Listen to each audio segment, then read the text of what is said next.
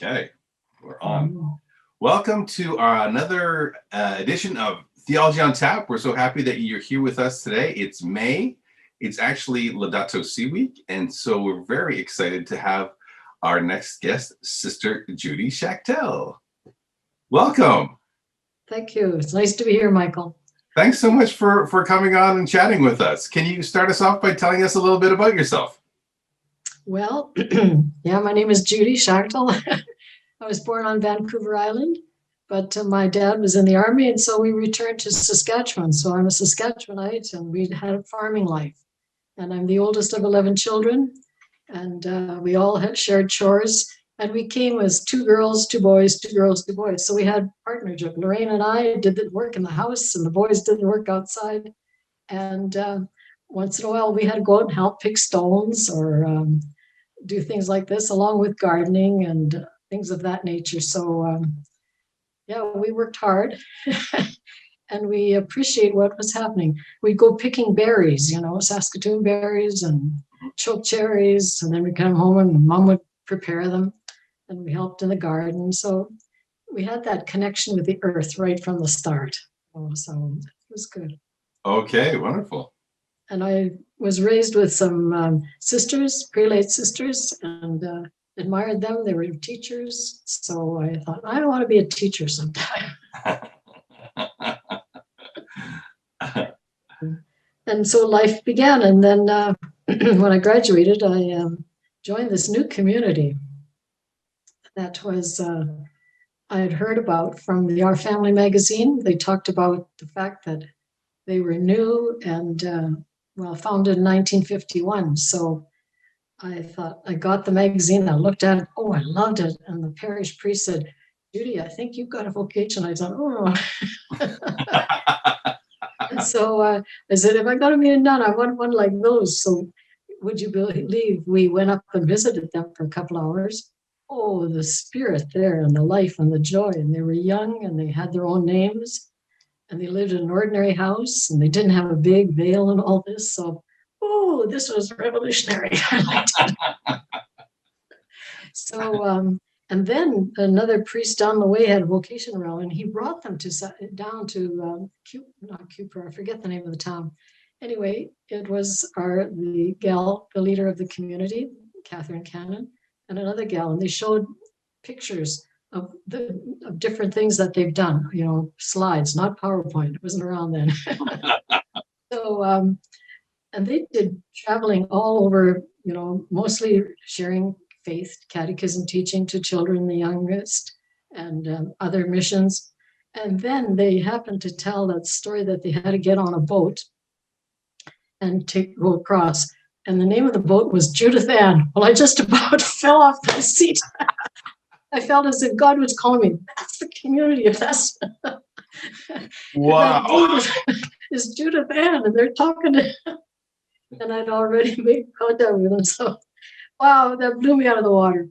So God calls in different crazy ways. Oh, wow. That's like St. Paul getting knocked off his horse. I just heard it. I didn't have to fall.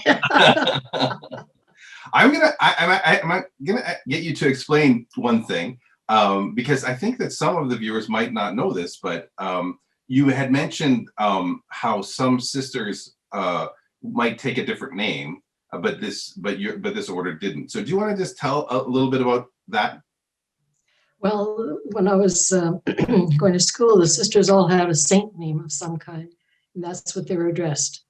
Whereas when I met this community, they kept their family name and they were addressed that.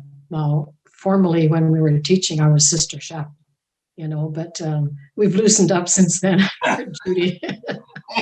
So, but anyway, that was the fascinating part. But their spirit, they were so young and alive and joyful, and so I finished my high school and I decided I better write a letter and see if they would accept me, and they did.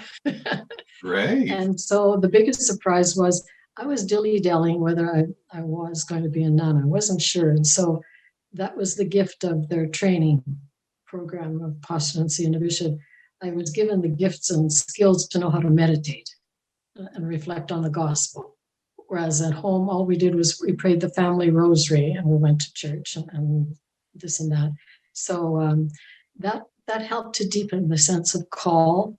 And then I also learned that community charism, or mission statement, as some people use, was the gospel of John 10:10. I came that you may have life and have it to the full. And so it was nurturing to me personally, but also how do we in turn hand it on and enhance life wherever you go. So, that spoke to me. Experiencing the life and the energy and the love of these sisters in training and professed. So that is so beautiful. What a beautiful story. Now, so did you have to move from where you were living to a different center, or how did that work?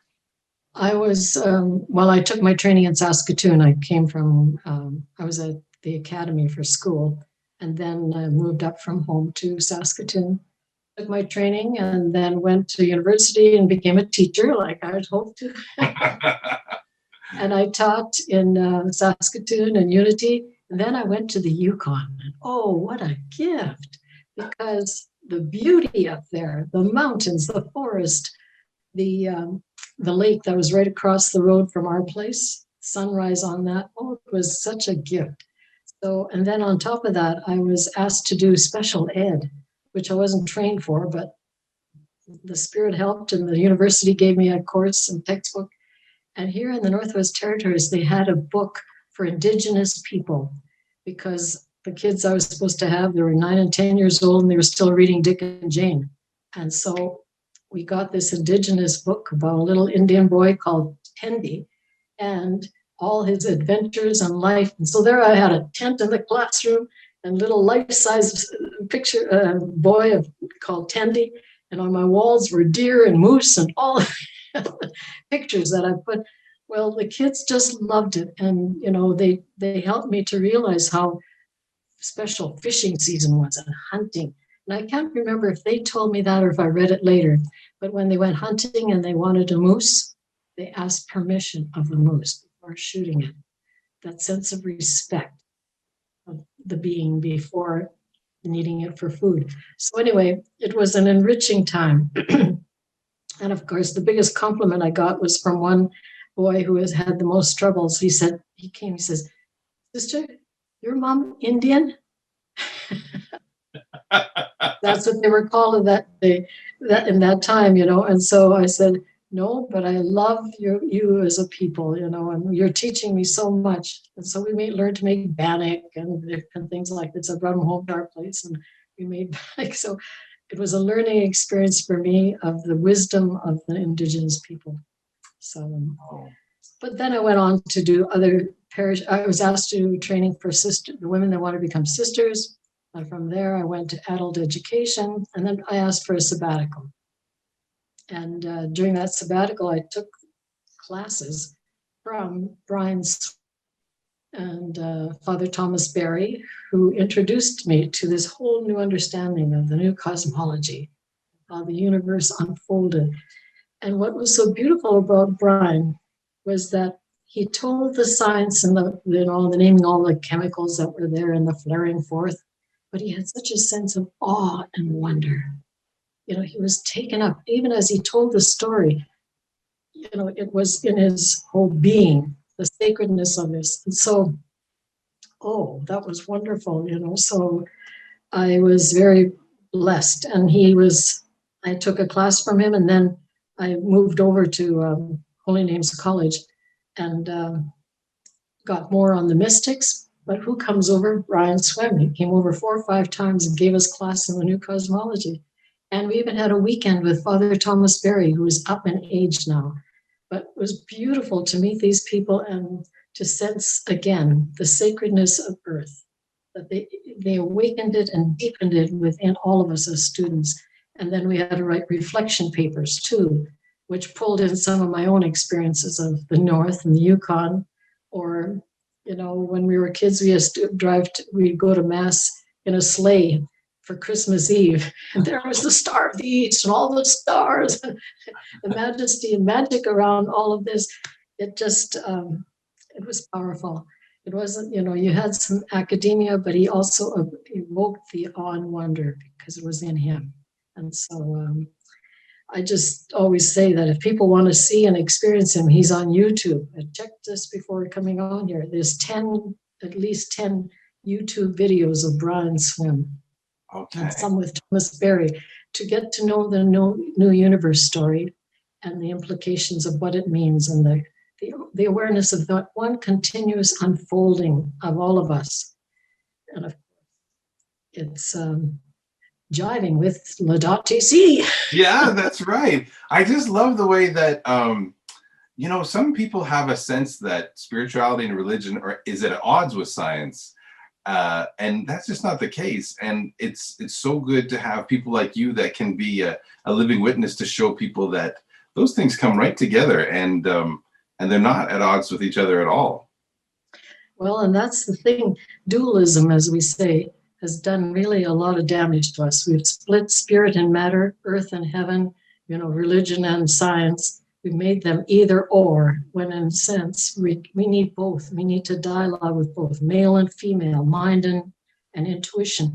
All of this, has been divided, the poor and the rich. And somehow our new evolutionary thinking has to be, we are one with the differences, but not to polarize them, so, yeah. So you have always had this relationship with the earth and with the environment, and then along comes Pope Francis and writes Laudato Si. And what was your response to that encyclical? I loved it. I just thought, amen, the church is with it. Pope is with it, I should say. Yes, and I had the good fortune of working with Chris Renku. He and I chimed up together and presented classes on it. But together, it awakened even a deeper reality of it. But for me, it was that Francis comes from the South, and he's so pastoral. He's very down to earth and poetic and challenging and everything. He's a wholesome person, and it's expressed in the document, So, like he says, the way we're moving, we're going to leave the next generation a pile of filth, it's in your face kind of thing, to wake us up, So, at the same time, he's naming the errors that we have, like the fossil fuel industry, and how it's polluting our dear planet. And he says that we have to safeguard creation, because if we damage it, creation is going to take us down. It's the bigger story, the bigger picture. And the myth about all of this is that for so long, we have thought we are the controllers and the kingpins of the planet. And we're finding out, no, we're not. And as the First Nations people says, let's stop breathing for 5 minutes. Breathe in no air or no water for 3 days. We are so dependent on Mother Earth and all her generosity that we've got to wake up to this reality that we are interconnected, and not power over. So, So there are other things that he's talked about, that we thought we were lords and masters. He said, we've forgotten that we are dust of the earth. And the new story tells us that's it. We are the stardust. We come from stardust, and the earth was formed, and out of the earth came the fish, the dinosaurs, mammals, and then us humans 7 million years ago. So it's one continuous, not a hierarchy unfolding. Yeah. So I remember you taught us at Queen's House about the stardust that is within us. I just love that. Yes.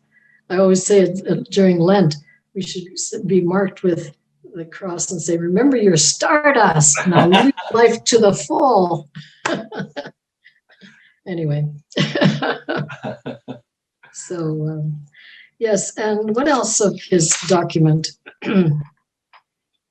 Yeah, he talked about science and religion being need to be in dialogue, and the term dominion has been misrepresented. We're called to be co-creators with the creator of all, which is God.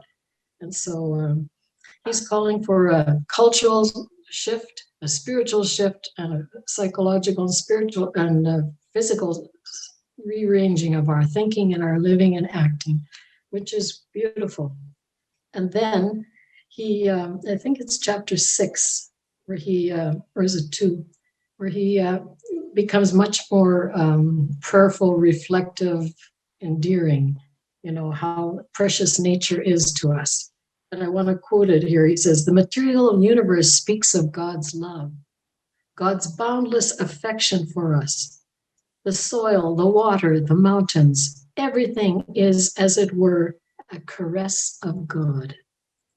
Wow. So how do we experience that in springtime as everything's lighting up out here, to go out and experience this as a caress of God, all of creation, not how many bucks can I make on those trees or those berries or whatever, but to appreciate the giftedness of life and around us.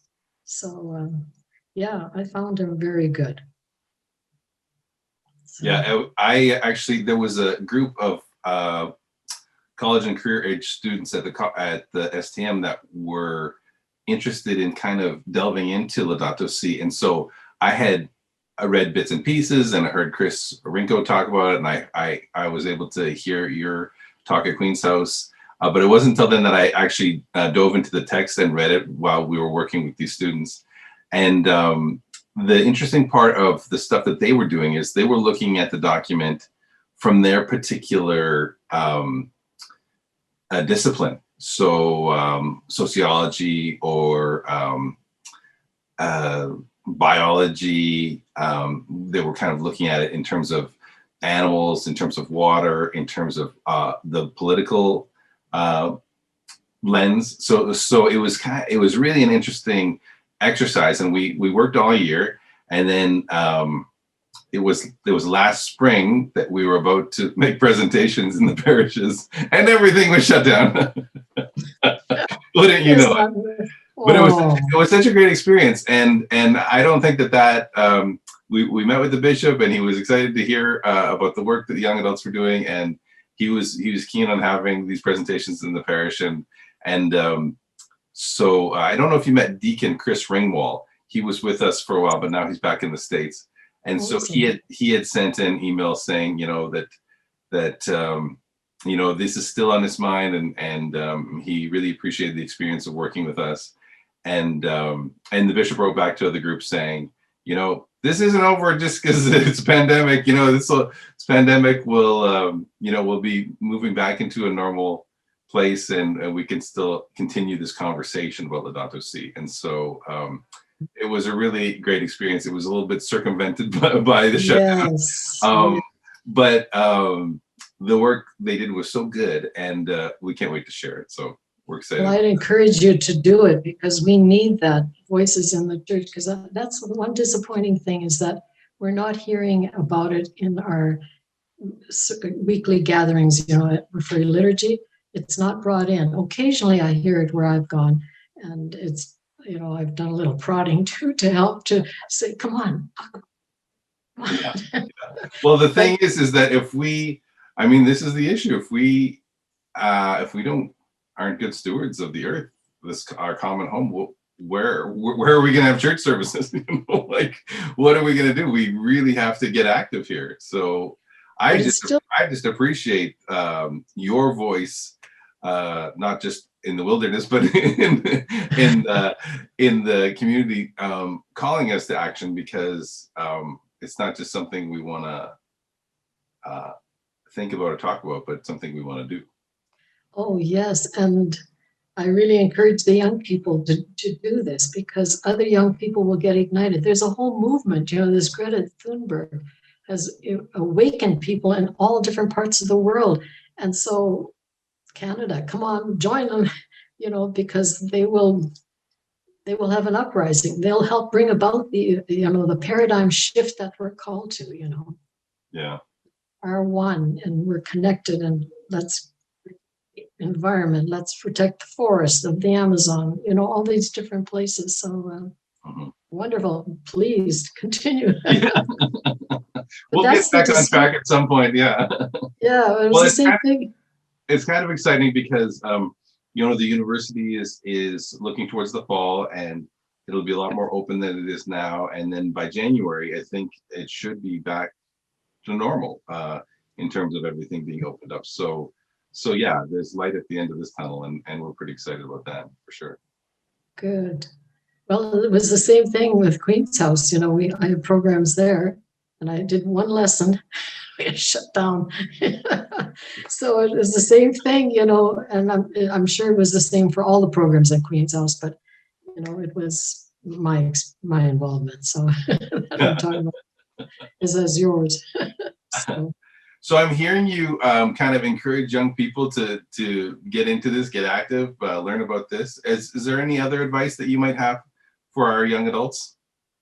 Well, I would encourage them, I just think the internet and what's on there is amazing. Like for them, if they're interested in wanting to know more about Laudato Si, or just put in YouTube Laudato Si and up come talks by different people. And or Sister Miriam McGillis is another one that knows all about this universe story, and they had a farm that they lived the model of Thomas Berry and Brian Swim. Sister Elizabeth Johnson, she's got YouTubes on there and talking about the environment. So if they're uncertain or not sure where, and if they're not going to university, these are places of learning that can be expressed along with Brian Swim and Thomas Berry. I would encourage them there, and then also to go out and experience nature, leave all this head stuff behind, and try to have these contemplative moments out in nature, that we recognize that we are one, we are kin with the birds that are chirping beside us, or the squirrel that might run, to develop that mentality, because we can be so busy and noisy with other activities, but we talk about meditation at home, but to be out in nature, to doing that is another dimension. Just like today, after that rain and snow, I went out and went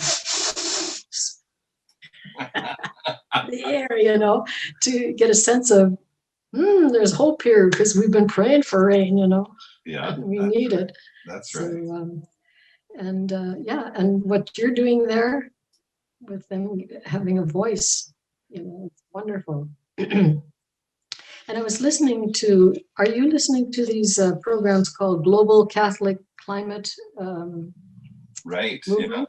Yeah. I was pleased yesterday. I listened to the one on the with regard to fuel and energy, and it was interesting that the Bishop of Ireland was on. Did you see that one? No, I didn't see that one. And also a Cardinal of Luxembourg, which is, I guess, Germany.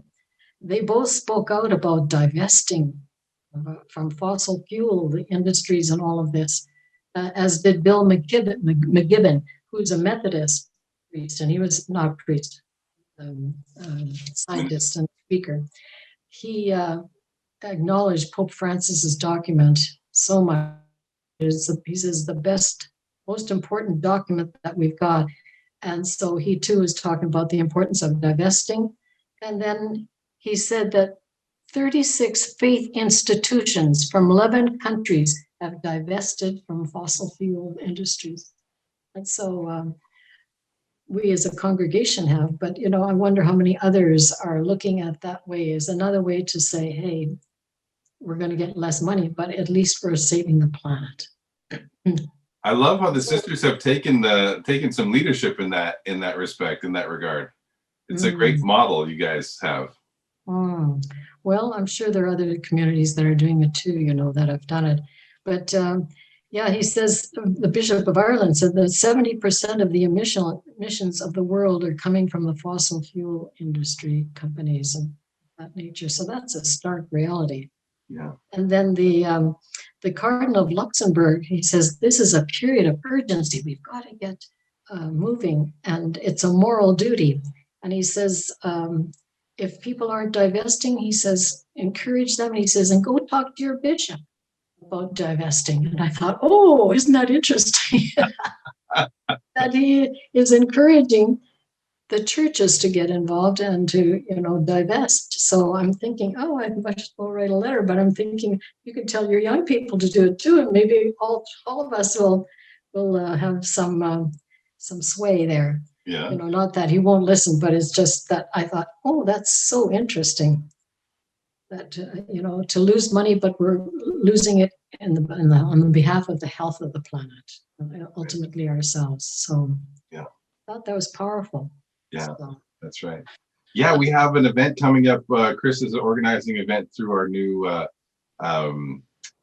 Faith, Reason, Justice, and Peace unit, and with the Bishop Bolin on June 9th. So I'll put a little ad below our video here so people can check it out. And it's just 12 till 1:30, so it's not gonna take a whole week to participate. People can enroll.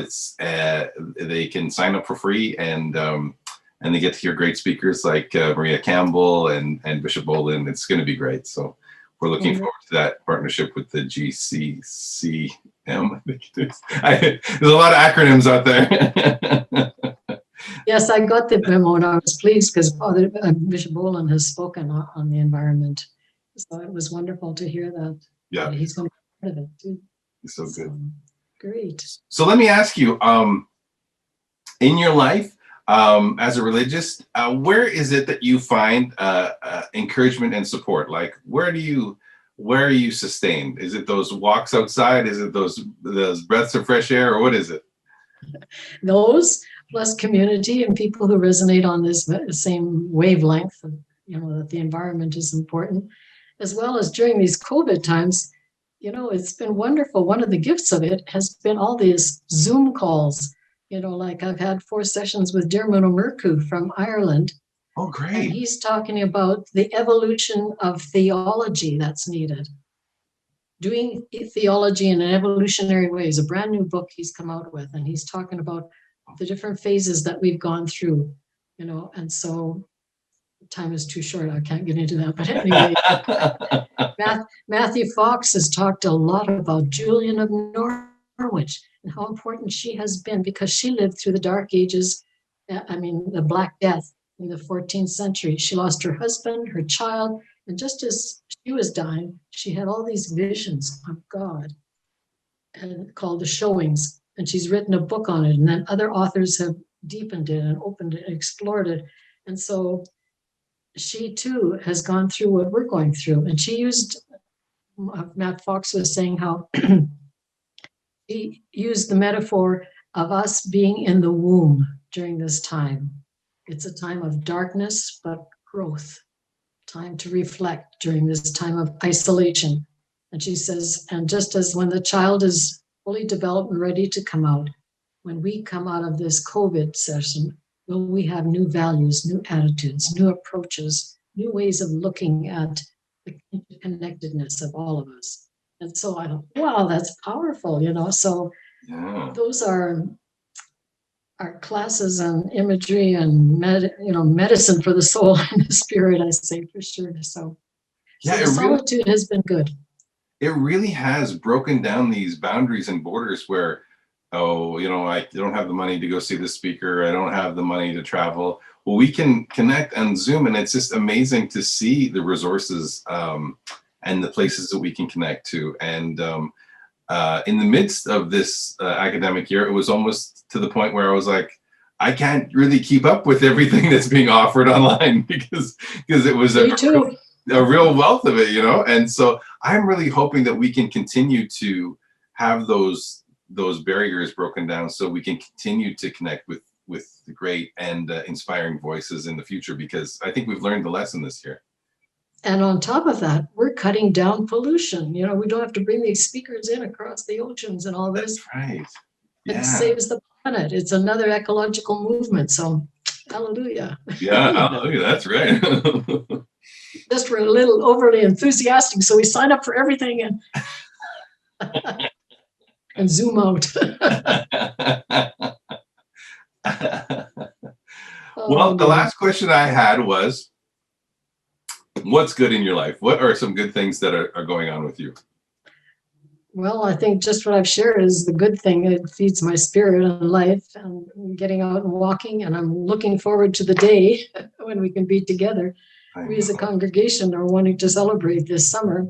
The community is going to be 70 years old.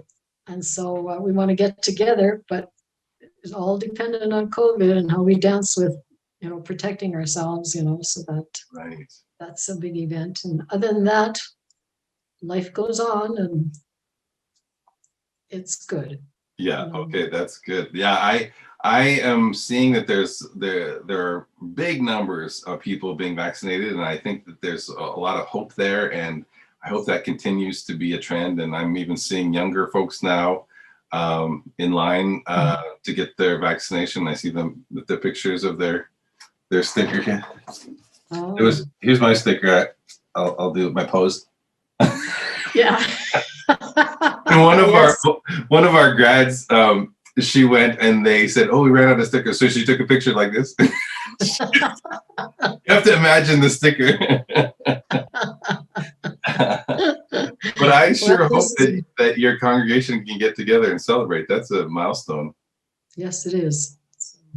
Yeah. But thank you. This has been great to have a little conversation with you via Zoom. Yes, it's been so good to chat with you, and thank you so much for taking the time to be with us and sharing your ecological wisdom and your passion for the planet and for our community. So I really want to thank you for your time today, and I can't wait to see you in person, in real life, in the future. Yes, thank you, and all the best to you and your work and with the students there. Okay. Please hold it forward, carry it forward.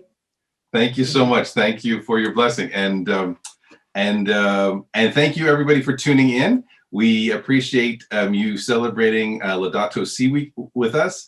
We're closing that down, but we want to continue to think ecologically and spiritually, and remember our connections to each other and to the earth. So thanks for tuning in, and we'll see you next time. Bye-bye.